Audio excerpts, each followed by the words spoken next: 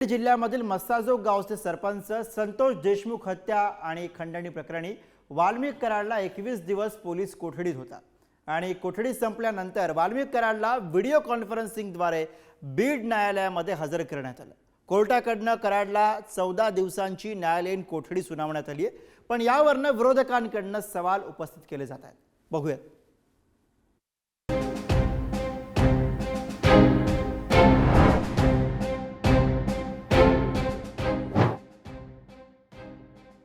संतोष देशमुख हत्येचा आरोप असलेल्या वाल्मिक कराडला 14 दिवसांची न्यायालयीन कोठडी सुनावली आहे। अटकेनंतर वाल्मिक कराड हा जवळपास 21 दिवस पोलीस कोठडीत होता।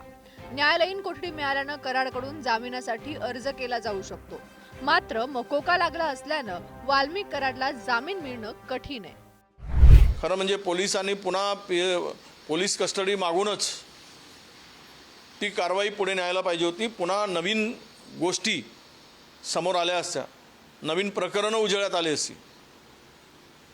पण एक आहे की मला वाटतं सध्या मुख्यमंत्र्यांची भूमिका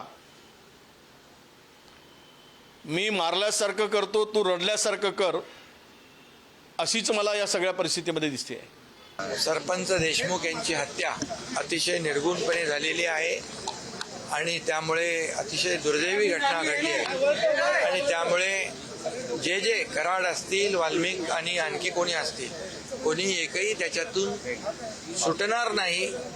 यांना अशा प्रकारची निर्गुण हत्येला फाशीशिवाय दुसरी सजा नाही। जेवढा मोकळा हात आपण पोलिसांना देऊ, आपण पाहतोय पोलिसांनी 24 तासात ते बांगलादेशला पकडलं। म्हणजे पोलिसांनी ठरवलं तर मोकळं हात दिला, मोकळं मैदान दिलं तर पोलीस काही करू शकतात। पण ग्रह खातं कोणाला वाचवतंय? वाल्मिक कराडांना वाचवतंय का? सरकार वाचवतंय का?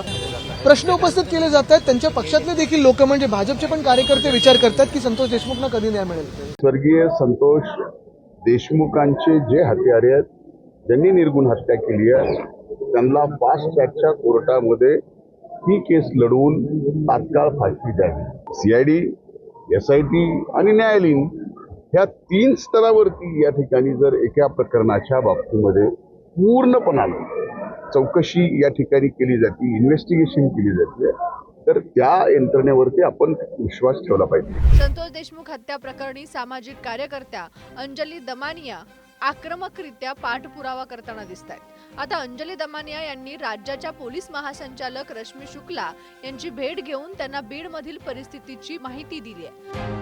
तसेच धनंजय मुंडे आणि वाल्मिक कराड यांच्या कंपनीला राज्य शासनाच्या महाजेनको कडून कंत्राट देण्यात आलं होतं असा नवा आरोप केलाय। त्यामुळे ऑफिस ऑफ प्रॉफिटच्या नियमाचे उल्लंघन प्रकरणी धनंजय मुंडेंची आमदारकी रद्द होऊ शकते असं दमानियांनी म्हटलंय। Venkateshwara industrial services, turtles logistic limited या 2 धनंजय मुंडेंच्या कंपन्या आहेत। धनंजय मुंडेंच्या कंपन्यांमध्ये त्यांची पत्नी राजश्री मुंडे, वाल्मिक कराड भागीदार आहेत। मुंडेंच्या 2 कंपन्यांना महाजेनकोचे कंत्राट मिळाल्याचा दावा करण्यात आलाय।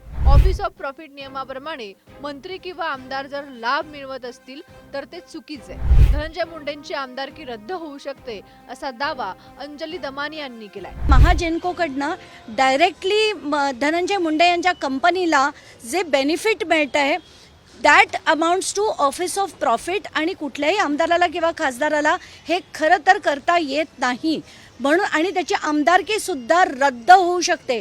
आमदारकी रद्द होऊ शकते, मंत्रिपद तर नंतर बघू आपण।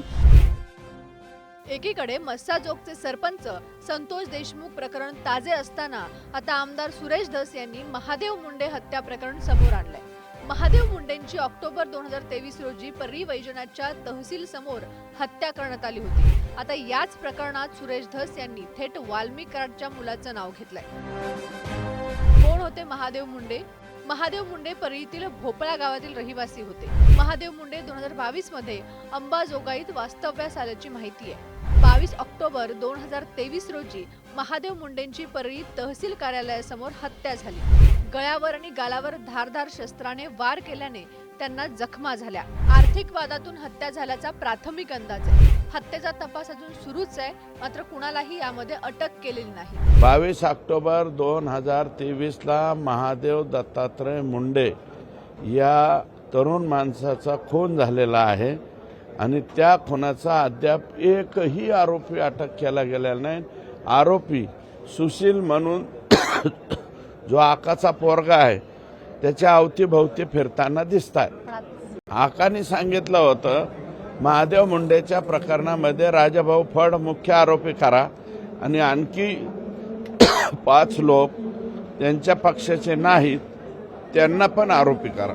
दुसरीकडे संतोष देशमुख हत्या प्रकरणातील 8वा आरोपी कृष्णा आंधळे सापडत नसल्यानं त्याला फरार घोषित केलंय. तर तिसरीकडे देशमुख कुटुंबियांचा न्यायासाठी लढा सुरूच आहे. मयत संतोष देशमुख यांची मुलगी वैभवीनं पंढरपुरातील विठुरायाकडे साकडं घातलंय.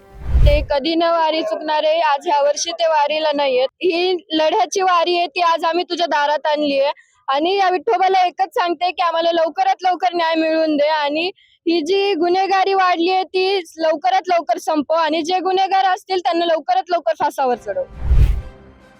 सचिन जिरे आणि माऊली डांगेसह उदय नागरगोजे, पुढारी न्यूज.